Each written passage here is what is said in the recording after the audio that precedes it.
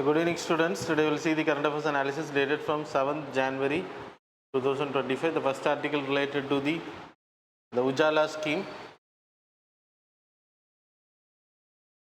Unnat Jyoti affordable LED lighting.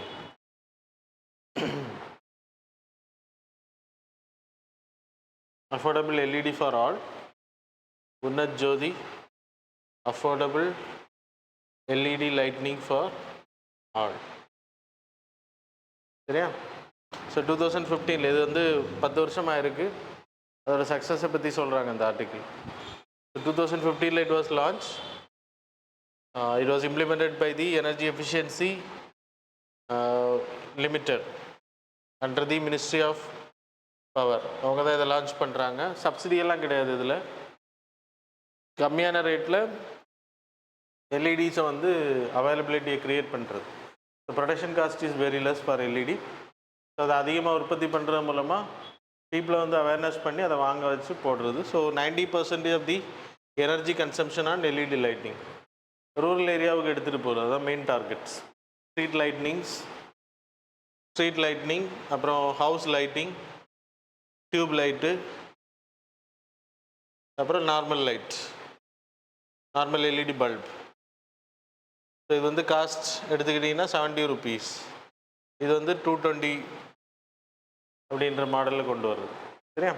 So without any subsidies domestic efficient lightning programme வேர்ல்டில் இருக்கக்கூடியதில் சப்சிடியே இல்லாமல் 0 subsidy மூலமாக launch பண்ணப்பட்ட ஸ்கீம் இது. இன்றைக்கி இது வரைக்கும் 407 கோடி பல்ப் வந்து விற்கப்பட்டிருக்கோம் இந்தியா ஃபுல்லாக கம்மியான ரேட்டில். சரியா? இந்த எல்இடி பல்ப் இன்ட்ரடியூஸ் பண்ணும்போது 600 இருந்துச்சு. இப்போ நீங்கள் 190, 150, 100க்கெல்லாம் வாங்குறீங்க. கரெக்ட் தானே? For 2 years. முன்னாடி உள்ள பல்பு வந்து நீங்கள் 3 months 2 monthsக்கு ஒரு வாட்டி ஒன்று மாற்றிட்டே இருக்கணும். 10 rupees அந்த பல்பு. எனர்ஜி கன்சம்ஷன் அதிகமாக இருக்கும். தெரியுமா? குண்டு பல்பு. சரியா? சின்ன பல்பு இல்லை, இது வார்ம் லைட்.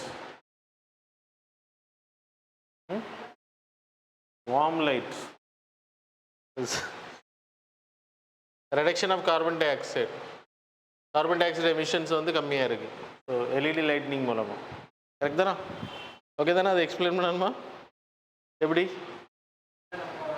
எனர்ஜி கன்சம்ஷன் கம்மியாக இருக்கிறதுனால கோல் எரிக்கிறது வந்து கம்மியாகும். ஆமாம். Okay. So that's about the success of the. So இதில் இம்ப்ளிமெண்டிங் ஏஜென்சி தெரியணும், மினிஸ்ட்ரி ஆஃப் பவர்ஸ், அப்புறம் மினிஸ்ட்ரி, அப்புறம் what's the objective of the scheme. So that's about the scheme. Then next article collegium system. Already நம்ம discuss பண்ணாதான். Collegium இன்னும் இருக்கக்கூடிய மாடலை மட்டும் சொல்லுங்கள் பார்ப்போம். 1998 வந்த judgment. CJI + 4 supreme court judges, senior most supreme court judges. CJI வந்து கன்சல்டேஷன் பண்ணி இவங்க கொடுக்கக்கூடிய இதில் கொடுக்கணும் பிரசிடென்ட் கிட்ட. இன்னைக்கு இருக்கக்கூடிய நடைமுறை இதுதான். அது மாதிரி ஹைகோர்ட்டுக்கு CJI 2 சுப்ரீம் கோர்ட் ஜட்ஜஸ். என்ன டாபிக் படிக்கிறீங்க? 2 supreme court judges plus CJH, அப்புறம் கவர்னர். இது consultation process. President will appoint. So இப்போ என்ன பண்ணியிருக்காங்க அப்படின்னா, ஹைகோர்ட் ஜட்ஜை அப்பாயின்ட் பண்ண இருக்கக்கூடிய பர்சனுக்கு வந்து இன்டர்வியூ ப்ராசஸ் கொண்டு வராங்களாம். ஈவன் த கொலிஜியமில் ரெக்கமெண்டேஷன் பண்ணணும் அப்படின்னா, இப்போ 4 பேர் ரெக்கமெண்ட் பண்ணுறாங்கன்னா 4 பேருக்கு இன்டர்வியூ. அது எப்படி பண்ண போகிறாங்கன்னு தெரில. The first time they have introduced. Supreme court வந்து டைரக்ஷன் பண்ணியிருக்கு. ஸோ கொலிஜியம் கூட அவங்களே இன்டர்வியூ பண்ணலான்னு நினைக்கிறேன். அப்புறம் ஹைகோர்ட்ஸில், சுப்ரீம் கோர்ட்ஸில் அவங்களோட உறவினர்கள் இருக்காங்க அப்படின்னா அந்த ஜட்ஜஸ் அங்கே வர்றதை தவிர்ப்பாங்க அப்படின்னு சொல்லப்படுது. இல்லைன்னா வேறு ஹைகோர்ட்டுக்கு அனுப்புவாங்க. சுப்ரீம் கோர்ட்டில் அவங்க ரிலேஷன், சந்திரசூட் அவங்க அப்பா அங்கே இருந்தார், அவர் ஜட்ஜ் ஆகும்போது அங்கே இல்லை, சீனியர் மோஸ்ட். ஸோ அந்த மாதிரி அங்கே இருக்கும்போது அவங்கள தவிர்ப்பாங்க அப்படின்னு சொல்லப்படுது. ஸோ இந்த 2 directions are given by the supreme court. ஒன்று வந்து interview process, personality test. Then relations, blood relations ரிலேட்டடாக அவங்க உறவுகள் யாராவது இருக்காங்க அப்படின்னா அவங்களோட அப்பாயின்மெண்ட் வந்து தவிர்க்கப்படணும் அப்படின்றது சொல்லப்படுது. So it's a direction given by the supreme, it's not.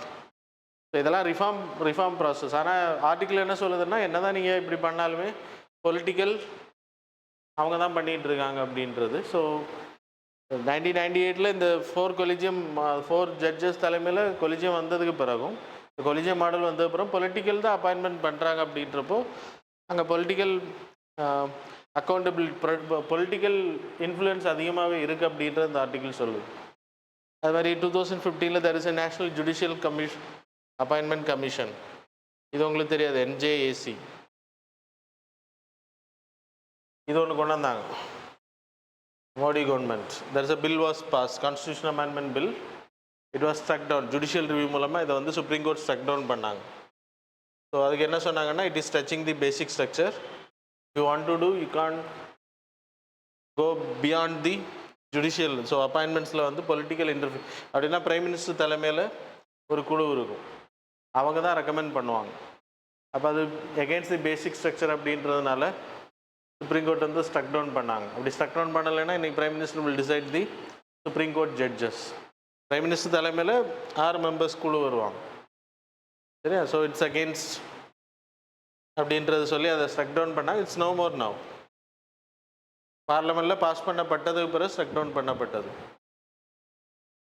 அப்போ பொலிட்டிக்கல் இன்ஃப்ளூயன்ஸ் வந்து ரொம்ப இருக்கிறத அவங்க விரும்புகிறாங்க, ஜுடிஷியரி கண்ட்ரோல் பண்ணுறது. ஸோ இப்போ எக்ஸாம்பிள் எக்ஸிக்யூட்டிவ்க்கு எதிரான கேசஸ் வரும்போது, இப்போ நீங்கள் சென்னையில் நடந்த செக்ஷுவல் அசால்ட் கேஸாக இருக்கட்டும், இந்த மாதிரியான இஷ்யூஸ் வரும்போது எக்ஸிக்யூட்டிவ் அவங்கள பாதுகாக்கிறதுக்கு ஜுடிஷியரியை பயன்படுத்தலாம், சரியா? when judiciary is not independent, when it was influenced by political. இன்றைக்கி இருக்கக்கூடியது பார்ஷியல் இண்டிபெண்டன்சி இருக்குது, இல்லைன்னு சொல்ல முடியாது. ஃபுல் இண்டிபெண்டன்சி அப்படின்னு தான் சொல்லணும். பட் நிறைய பேர் வந்து பொலிட்டிக்கல் இன்ஃப்ளூயன்ஸில் தான் அங்கே இருக்காங்க. ட்ரான்ஸ்ஃபராக இருக்கட்டும், அப்பாயின்மெண்ட்ஸாக இருக்கட்டும், they are taking political stance. So okay, that's about the article. The next article, Great Nicobar project. அதோட திருப்பி அதுக்கு 75,000 கோடி வந்து அலாட் பண்ணியிருக்காங்க. கிரேட் நிக்கோபாரை பொறுத்த வரைக்கும் இட்ஸ் அந்தமான் நிக்கோபாரில் லாஸ்ட்டில் இருக்கக்கூடிய ஐலண்ட். அந்தமான் நிக்கோபார் தீவில் லாஸ்ட்டில் இருக்கக்கூடிய Island. Show the map.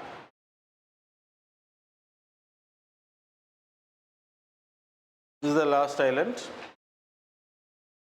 So இந்த நிக்கோபார் தீவுகளை பொறுத்தவரை ஷோம்பேன்ஸ் ட்ரைப், கிரேட் நிக்கோபாரிஸ் ட்ரைபல் பீப்புள் அதிகமாக வாழ்கிறாங்க. இப்போ இந்த ப்ராஜெக்டை பொறுத்த வரைக்கும் என்னென்ன பண்ண போகிறாங்க அப்படின்னா, international container transport shipment project. Transshipment கண்டெய்னரை கொண்டு வச்சுட்டு, இப்போ குளச்சல் அது தான் பிளான் பண்ணாங்க. குளச்சல் போர்ட் உங்கள் ஊரில் அப்படின்னா இறக்கி வச்சுட்டு டிரான்ஸ்ஷிப்மெண்ட் பண்ணுறது அப்படின்னா கப்பல்கள், பெரிய கப்பல்களை வந்து கண்டெய்னர்ஸை இறக்குவாங்க. அதுக்கு பிறகு கோடவுன்ஸுக்கு போனதுக்கு பிறகு திருப்பி அடுத்த சின்ன ஷிப் மூலமாக மற்ற இடங்களுக்கு டிஸ்ட்ரிபியூஷன், மற்ற நாடுகளுக்கு டிஸ்ட்ரிபியூஷன் பண்ணுறது, சின்ன சின்ன நாடுகளுக்கு. ஸோ அது வந்து ஜாப் ஆப்பர்ச்சுனிட்டிஸ் அதிகமாக பண்ணோம். ஸோ அதை இப்போ அங்கே மாற்றிருக்காங்கல்ல, அங்கே க்ரியேட் பண்ணுறாங்க புதுசாக க்ரீன்ஃபீல்டு. அப்புறம் க்ரீன்ஃபீல்டு இன்டர்நேஷ்னல் ஏர்போர்ட் ஒன்று க்ரியேட் பண்ணுறாங்க. அது மாதிரி 2 க்ரீன்ஃபீல்டு ப்ராஜெக்ட்ஸ், க்ரீன்ஃபீல்டு சிட்டிஸ் வந்து க்ரியேட் பண்ணுறாங்க நிக்கோபார் தீவில். அது மாதிரி கோஸ்டல் மாஸ் ரேபிட் டிரான்ஸ்போர்ட்டேஷன் அங்கே க்ரியேட் பண்ணுறாங்க. அப்புறம் இன்டர்நேஷ்னல் க்ரூஸ் டெர்மினல், க்ரூஸ்னால் கப்பல் போக்குவரத்து, சுற்றுலா கப்பல், க்ரூஸ் கப்பல். தென் ஷிப் பிரேக்கிங் யார்ட்ஸ், பழுது பார்க்கிறது, அது மாதிரி அதை பிரேக் பண்ணுறது, அது மாதிரி யார்ட்ஸ் எல்லாமே க்ரியேட் பண்ண. ஸோ இது வந்து அங்கே இருக்கக்கூடிய பயோடைவர்சிட்டி ஹாட்ஸ்பாட் ஏரியா அந்தமான் நிக்கோபாரை பொறுத்த வரைக்கும். ஸோ இந்தியாவில் இருக்கக்கூடிய முக்கியமான பயோடைவர்சிட்டி ஹாட்ஸ்பாட், அது வந்து பாதிக்கப்படுறதுக்கான வாய்ப்புகள் அதிகமாக. கிட்டத்தட்ட கிரேட் நிக்கோபார் எடுத்திங்கன்னா it's a green area, it's ever green forest, tropical ever green forested area, equivalent to the equator. ஏன்னா ஈக்குவேட்டர் ரொம்ப பக்கம் வரும். அது மாதிரி மலாக்கா ஸ்ட்ரைட்டுக்கு ரொம்ப பக்கத்தில் வரும். இன்டர்நேஷ்னல் பார்டர் எடுத்துக்கிட்டிங்கன்னா that's I strategically it is important area. அது மாதிரி 3,500 மில்லிமீட்டர்ஸுக்கான ரெயின்ஃபால் இருக்கும். ஒரு அப்படின்னா 350 millimetres rainfall. So 350 centimetres, 3,500 millimetres ஆனால் ரெயின்ஃபால் இருக்கும். அதில் அதிகமான இருக்கக்கூடிய உயிரினங்கள் leather back ductile, Nicobar megapode, அப்புறம் கிரேட் மெகாபோட், நிக்கோபார் கிராக், அப்புறம் கிராப் ஈட்டிங் மக்காவு, அப்புறம் நிக்கோபாரி ட்ரீ ஸ்ட்ரூ. இந்த மாதிரி உயிரினங்கள் நிறைய இருக்குது. It's endemic towards the Nicobar தீவுகளில் இருக்கக்கூடிய உயிரினங்கள். கிட்டத்தட்ட 9-10 ஸ்கொயர் கிலோமீட்டர்ஸ்க்கான மேங்க்ரூவ் ஃபாரஸ்ட் இருக்குது. So it's a strategically important area. நான் மலாக்கா ஸ்ட்ரைட் சொன்னேன். அது மாதிரி சைனா செக்யூரிட்டி வைஸில் இது இம்பார்ட்டன்ட். சைனாவோட ப்ரெசன்ஸ் அந்த ஏரியாக்களில் அதிகமாகாமல் தடுக்கிறது ஹெல்ப் பண்ணும். If you have a naval base in those area. அது மாதிரி மிலிட்ரி இன்ஃப்ராஸ்ட்ரக்சர் நம்ம டெவலப் பண்ணணும். எக்கனாமிக்கலி பூஸ்ட் இன்டர்நேஷ்னல் டிரான்ஸ்ஷிப்மெண்ட் அப்படின்னா நிறைய பெரிய பெரிய கப்பல்கள் வந்து பொருட்கள் அங்கே இறக்கிட்டு சின்ன கப்பல்கள் அதன் மூலமாக நிறைய நமக்கு வருமானம் வரும். We will put taxes. நம்ம இந்தியாவில் எவ்வளோ டேக்ஸ் போடுறோம்? இன்டர்நேஷ்னல் டிரான்ஸ்ஷிப்மெண்ட்னா நிறையவே போடுவோம். நம்ம அதுக்கு போட மாட்டோம், அப்படிதானே? ஸோ அந்த மாதிரி டேக்ஸஸ் போட முடியும். அது மாதிரி ஜாப் ஆப்பர்ச்சுனிட்டிஸ் அதிகமாகும். அங்கே கோடவுன்ஸ் வைக்கிறதுக்கு அது மாதிரி நிறைய அங்கே இருக்கிறவங்க இளைஞர்களுக்கு வேலை வாய்ப்புகள் அதிகமாக இருக்கும். So that's a benefit of this Great Nicobar. So பெனிஃபிட்ஸே இருக்குது. Environmental wise, development, conflict, dilemma is there. The next article Bharat Pol portal. இது வந்து சிபிஐ இன்டர்போலுக்கு வந்து இந்தியாவில் இருக்கக்கூடிய national central bureau. It's a CBI தான் நோடல் ஏஜென்சி. இன்டர்போல் ஆஃபீஸரோட வேர்ல்டில் இருக்கக்கூடிய இன்டர்போலுக்கு ஈக்குவலண்ட்டாக இந்தியாவில் இருக்கக்கூடிய national central bureau, that is CBI. So it was designated as CBI. So அவங்க வந்து ஒரு போர்ட்டல் வந்து லான்ச் பண்ணியிருக்காங்க. ஹோம் மினிஸ்ட்ரி அதை லான்ச் பண்ணியிருக்காங்க. So Interpol request, red notice issue பண்ணுறது, யார் யாருக்கு வந்து அந்த டேட்டாஸை வந்து அதில் பதிவேற்பாங்க. அது மூலமாக இன்டர்நேஷ்னலையும் தெரிஞ்சுக்க முடியும், நம்மளும் தெரிஞ்சுக்க முடியும், எல்லாருமே தெரிஞ்சுக்க முடியும். அதான் இது. So not that much important. நான் நியூஸில் வந்ததுனால போட்டேன். So that's about the articles. Now we will move on to the MCQs. கொஞ்சம் ஆர்டிகிள்ஸ் தான் இன்றைக்கி, ஆனால் அதையும் நீங்கள் படிக்க மாட்டீங்க. கரெக்ட் தானா? Good. Okay, so first question, the Erlang Tsangpo river which flows through Tibet is known by which name when it enters India? Options are A. Jhelum, B. Brahmaputra, C. Indus, D. Sutlej. Question number 2, with reference to the green banks, consider the following statements. Statement number 1, these are the public and quasi-public non-profit financing entities. Statement number 2, they aim to bridge the gap between the high cost of green projects and need for affordable financing. Statement number 3, they offer lower interest rates and longer loan terms in comparison to the traditional commercial banks. So how many of these statements given above is are correct அப்படின்றத பார்த்து எழுதுங்க. Question number 3, Medog Dam 60 gigawatt hydro project expected to have a significant downstream consequences for neighboring countries is being constructed in which of the following region? Options are A. Northern Europe, B. Southeast Asia, third வந்துட்டு West Africa, fourth வந்து East Asia.